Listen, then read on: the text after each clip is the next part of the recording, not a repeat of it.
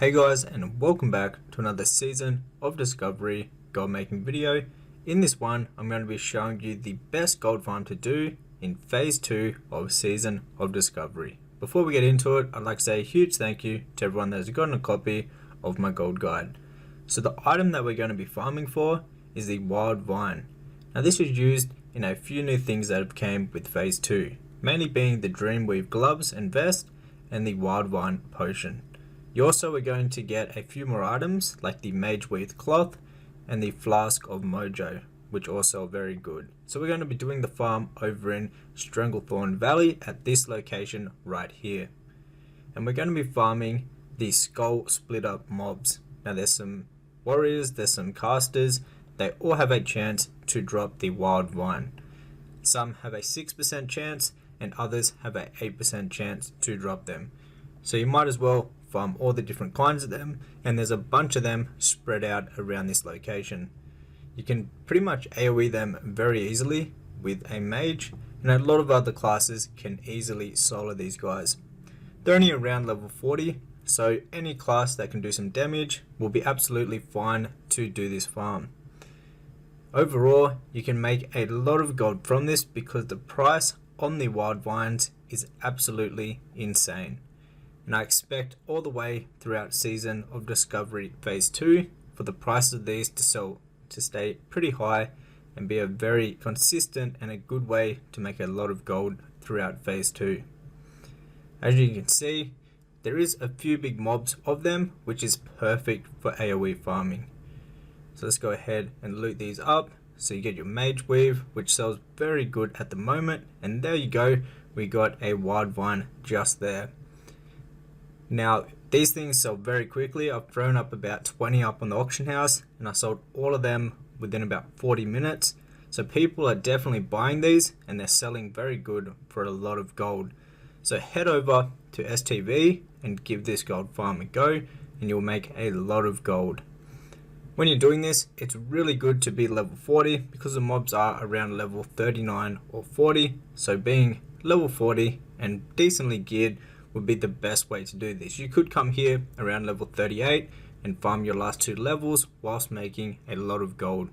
So when you go further on into the camp, the way I'm heading right now, there is a bunch more of these mobs. So there is packs and packs of these mobs. You will not run out of mobs even if there is competition on these farms. As you can see, we also just got a rune for our mage. So if you want to head over and get your rune and make some gold at the same time, this is exactly where you can do it. Now with the ones that throw like axes at you, what you can do to actually make them melee you is simply just run up on top of them and they'll start meleeing you instead of ranging you. Now this is very useful, especially if you're farming them on a mage. You want them to be meleeing you so you can stack them up together. So as you can see, it's throwing right now. I just run up on top of it and it'll go from throwing from a range distance to actually meleeing me. And then the caster mobs, you can just CS them and it will stack the mobs up just like that. And this way you can AoE farm them very efficiently. However, you don't have to be a mage and you don't have to AoE farm these. It's just the most efficient and I obviously play a mage and so it works out very well. They also have a healing wave which can be a bit annoying. So if you have a kick, you'll be able to kick that and stop them from healing. But it doesn't matter too much. They only have 2.2k health. And they're very, very easy to kill. And there we go. We just got our second one in like 8 mobs. So they're not rare whatsoever. It's about 6% for some of them and 8% for the other ones. So around 6 to 8% chance that you'll get yourself a wild vine, which will sell for a lot of gold up on the auction house. So now that we're inside like the main part, as you can see, there is just mobs everywhere.